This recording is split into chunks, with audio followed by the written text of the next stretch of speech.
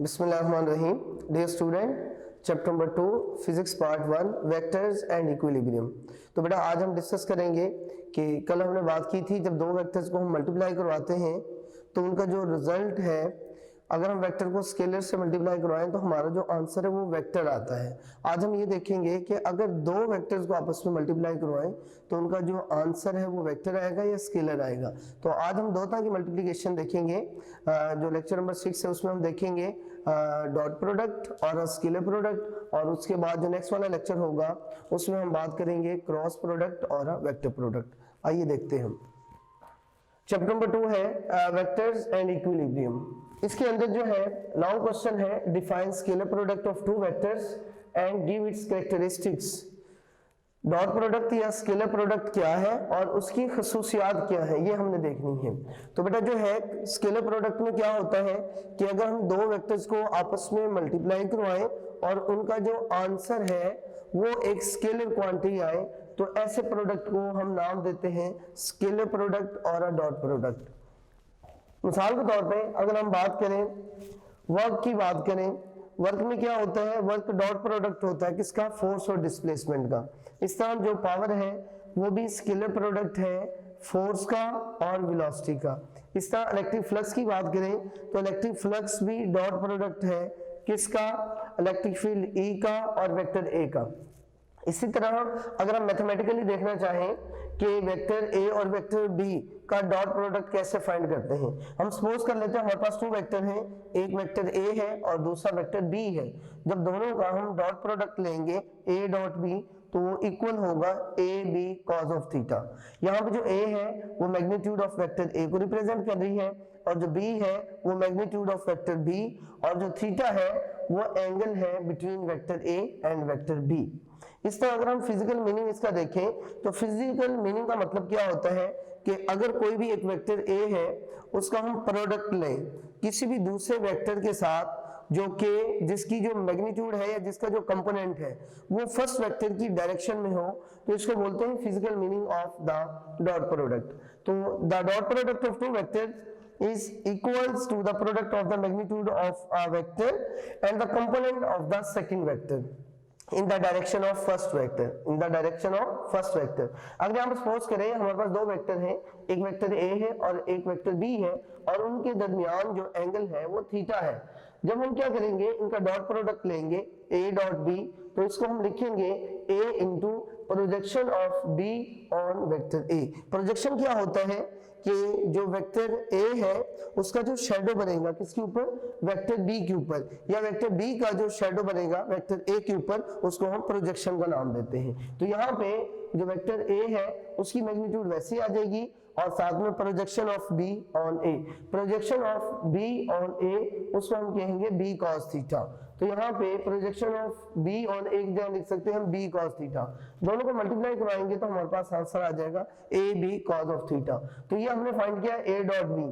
Similarly हम B dot A भी find कर सकते हैं। B डॉट A को मैग्नीट्यूड की फॉर्म में लिखेंगे तो magnitude of vector B into projection of A on B। यहाँ पे देखिए हमारे पास दो वेक्टर हैं, एक वेक्टर A है और दूसरा वेक्टर B है। आपने क्या करना है, पहले आपने प्रोजेक्शन लिया था B का वेक्टर A के ऊपर, अब आप जब B डॉट A फाइंड करेंगे तो A का प्रोजेक्शन लेंगे किसके ऊपर, B के ऊपर, जो कि A cos थीटा के बराबर होगा। तो यहाँ से हम लिख सकते हैं B वैसे ही आ जाएगा, projection of A on B को लिख देंगे हम A cos थीटा। दोनों को मल्टीप्लाई करवाएंगे तो हमारे पास आ जाएगा B A cos थीटा। यहाँ पे AB और BA दोनों इक्वल है तो हम लिख सकते हैं BA की जगह AB cos थीटा। तो ये हम मैथमेटिकल रिलेशन देख लिया, दो वेक्टर का प्रोडक्ट कैसे लेते हैं हम।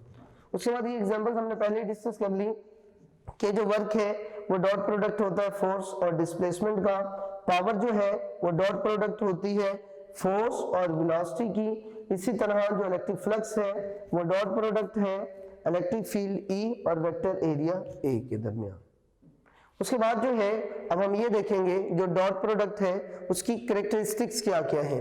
लॉन्ग क्वेश्चन में आपसे पूछ लिया जाता है कि राइट एनी 4 कैरेक्टरिस्टिक्स और प्रॉपर्टीज ऑफ डॉट प्रोडक्ट और स्केलर प्रोडक्ट। डॉट प्रोडक्ट इसलिए कहते हैं कि दो वेक्टर्स के दरमियान हम डॉट यूज करते हैं, और स्केलर प्रोडक्ट हम इसलिए इसको कहते हैं क्योंकि जब दो वेक्टर्स को मल्टीप्लाई करवाते हैं तो उनका जो रिजल्ट है वो भी स्केलर आता है हमारे पास। ओके, उसके बाद बेटा कैरेक्टरिस्टिक्स है। सबसे पहले कैरेक्टरिस्टिक का नाम है कॉम्यूटेटिव प्रॉपर्टी। कॉम्यूटेटिव प्रॉपर्टी क्या होती है कि जो स्केलर प्रोडक्ट है टू वेक्टर का वो कॉम्यूटेटिव प्रॉपर्टी रखता है। कॉम्यूटेटिव का मतलब ये होता है, लास्ट टाइम भी हमने बात की थी, अगर हम 2 + 3 करें या 3 + 2 करें तो जो आंसर आएगा वो सेम ही आएगा। इसी तरह डॉट प्रोडक्ट के अंदर हम a.b फाइंड करें या b.a फाइंड करें, दोनों का जो आंसर है वो सेम आएगा। जैसे a.b जो है वो किसके बराबर होता है, ab cos थीटा के, और b.a किसके बराबर होता है, ba cos थीटा के। लेकिन ba और ab दोनों क्या होते हैं, इक्वल होते हैं मैग्नीट्यूड में, तो ba की जगह हम लिख सकते हैं ab cos ऑफ थीटा। इसको अगर हम कहते हैं क्वेश्चन नंबर 1 और इसको कहते हैं क्वेश्चन नंबर 2, दोनों इक्वेशन को कंपेयर करेंगे तो ये बेटा आपके पास आ जाएगा a.b = b.a। ये आपसे शॉर्ट क्वेश्चन में भी पूछा जा सकता है, प्रूव दैट a.b = b.a, या डिफरेंट वेज में पूछा जा सकता है। आपसे कहा जाएगा प्रूव दैट कॉम्यूटेटिव लॉ ओबे इन द स्केलर प्रोडक्ट और अ डॉट प्रोडक्ट। अगर ये आपको आ जाए तो आपने यहां से लेके यहां तक लिख देना। ये उसके बाद है कि स्केलर प्रोडक्ट के अंदर अगर दो वेक्टर्स परपेंडिकुलर हो, दो वेक्टर्स परपेंडिकुलर हो तो उनका डॉट प्रोडक्ट क्या आता है। हम सपोज कर लेते हैं हमारे पास 2 वेक्टर्स हैं, एक वेक्टर a है और दूसरा वेक्टर b है। दोनों का जब डॉट प्रोडक्ट लेंगे हम, दोनों परपेंडिकुलर हैं, दोनों के दरमियान एंगल कितना होगा, 90 डिग्री। तो यहाँ से a.b ab cos of theta के बराबर होगा, लेकिन यहाँ पे जो थीटा है वो 90 डिग्री है, और आपको पता है cos 90 किसके बराबर होता है, 0 डिग्री के बराबर होता है। तो cos 90 की जगह हम क्या पुट कर देंगे, 0, तो इसको इससे मल्टीप्लाई कराएंगे तो आंसर क्या आ जाएगा, 0। तो इसका मतलब ये हुआ डॉट प्रोडक्ट के अंदर जब दो वेक्टर्स परपेंडिकुलर होते हैं तो उनका जो डॉट प्रोडक्ट है वो 0 के बराबर आता है। अब यहाँ से वेरी इंपॉर्टेंट एमसीक्यूज बन सकता है, कंसेप्चुअल क्वेश्चन बन सकता है कि प्रूव करो कोई से दो वेक्टर्स आपको गिवन है, वो वेक्टर्स परपेंडिकुलर है या पैरेलल है। आप क्या करेंगे, दोनों वेक्टर्स का डॉट प्रोडक्ट लेंगे। डॉट प्रोडक्ट लेने से अगर आंसर 0 आया तो वो वेक्टर्स परपेंडिकुलर होंगे, और अगर आंसर जो है 0 ना आया तो वो वेक्टर जो है वो परपेंडिकुलर नहीं होंगे। इन case of unit vector, in case of unit vector अगर हम कहें i, j और k की फॉर्म में देखें तो i डॉट j को जब डॉट प्रोडक्ट के अकॉर्डिंग ओपन करेंगे तो magnitude of i, magnitude of j, और साथ में आ जाएगा cos ऑफ थीटा। लेकिन थीटा किसके कितना है यहाँ पे, 90 डिग्री, क्योंकि हम i और j की बात कर रहे हैं। i और j के दरमियान जो एंगल है वो 90 डिग्री है, क्योंकि i अलोंग x एक्सिस होता है और j यूनिट वेक्टर जो है अलोंग y एक्सिस होता है।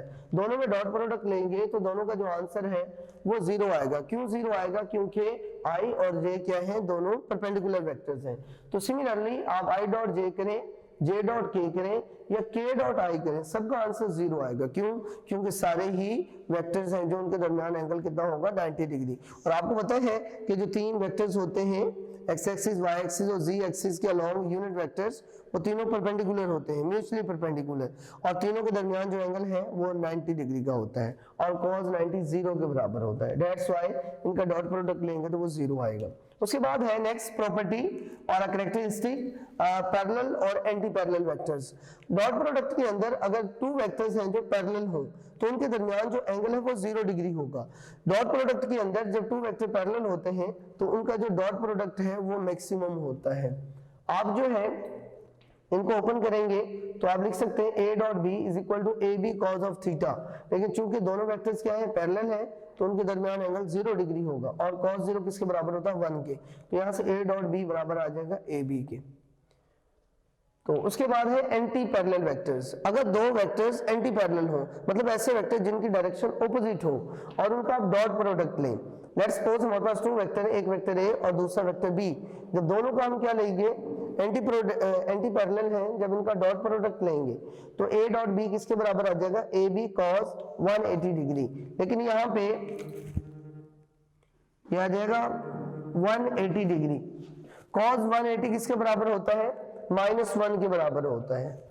cos 180 किसके बराबर होता है, -1 के बराबर होता है। तो यहाँ पे वैल्यू पुट कर दें, cos 180 की जगह -1 पुट कर दें, तो जो आंसर आपके पास आएगा a डॉट b वो आएगा -ab।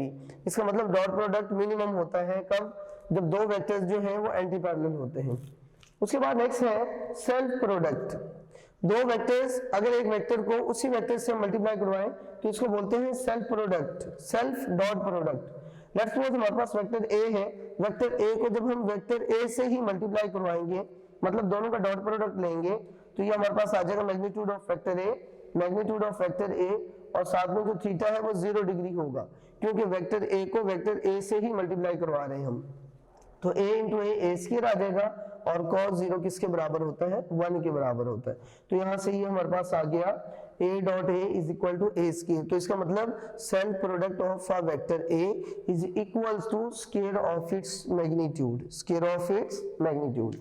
उसके बाद नेक्स्ट प्रॉपर्टी है in case of unit vector, in case of unit vector अगर हम कहें कि हमारे पास यूनिट वेक्टर i, j और k है, तो i डॉट i लें, तो i डॉट i किसके बराबर आ जाएगा, magnitude of i into magnitude of i, और साथ में आ जाएगा cos थीटा, लेकिन यहाँ पे थीटा 0 डिग्री होगा और cos 0 1 के बराबर होता है। इसका मतलब i डॉट i किसके बराबर है, 1 के बराबर है, एमसीक्यूज के लिए इंपॉर्टेंट। तो सिमिलरली अगर हम j डॉट j करें और k डॉट k करें, तो सबका जो आंसर है वो 1 के इक्वल आएगा।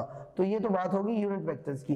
अब हम बात करते हैं कि अगर स्केलर प्रोडक्ट को रेक्टेंगुलर कंपोनेंट्स की फॉर्म में मल्टीप्लाई करवाना हो, तो फिर उसको हम कैसे मल्टीप्लाई करवाएंगे। हम सपोज कर लेते हैं कि हमारे पास 2 वेक्टर है, एक वेक्टर a है और दूसरा वेक्टर b है, और ये दोनों वेक्टर लाई कर रहे हैं स्पेस के अंदर। अगर ये स्पेस के अंदर लाई करेंगे तो इनके जो रेक्टेंगुलर कंपोनेंट्स हैं वो 3 होंगे, along x axis, along y axis और अलोंग z एक्सिस। तो a वेक्टर किसके बराबर आ जाएगा, axi के प्लस ayj के और azk के। इस तरह वेक्टर b है जो उसके भी 3 कंपोनेंट्स होंगे, bxi, byj और bzk यूनिट वेक्टर। जब इनका हम डॉट प्रोडक्ट लेंगे तो पहले वेक्टर a की मैग्नीट्यूड लिख लें कंपोनेंट्स, और फिर वेक्टर b के कंपोनेंट्स लिख लें। जब इन सबको मल्टीप्लाई करवाएंगे हम, मतलब पहले ax को हम तीनों वैल्यूज के साथ मल्टीप्लाई करवाएंगे, फिर ay को तीनों के साथ मल्टीप्लाई करवाएंगे, और फिर az को तीनों के साथ मल्टीप्लाई करवाएंगे। जब सबको मल्टीप्लाई करवाएंगे तो हमारे पास ये वाली वैल्यूज मिलेंगी हमें। इसमें जो बात नोट करने वाली है वो ये है कि जहाँ पे i dot i, j dot j या k डॉट k आएगा वो सारा 1 के इक्वल हो जाएगा, और इसके अलावा i dot j, j dot k या k डॉट i जहाँ जहाँ पे आ रहे हैं वहां पे हम 0 पुट कर देंगे। ये वैल्यू जब पुट करेंगे तो आपका जो आंसर है, फाइनल आंसर, वो क्या आएगा, ax, bx, ay, by और az, bz। इस तरह बेटा आप 2 वेक्टर्स के रेक्टेंगुलर कंपोनेंट्स को मल्टीप्लाई करवा सकते हैं इन स्केलर प्रोडक्ट और डॉट प्रोडक्ट। इसी तरह से अगर आपने एंगल निकालना है 2 वेक्टर्स के दरमियान, तो वो वेक्टर भी फाइंड आउट किया जा सकता है। जैसे हम a dot b is equals to ab cos theta value निकालते हैं, तो यहाँ से जो थीटा है उसकी वैल्यू भी निकाली जा सकती है। तो आई होप आपको समझ आ गई होगी। बेटा कोई प्रॉब्लम हो तो you can ask me question. अपना ख्याल रखिएगा, इंशाल्लाह नेक्स्ट मुलाकात होगी next lecture. Join Aspire to inspire, ख्वाहिश से तकमील तक।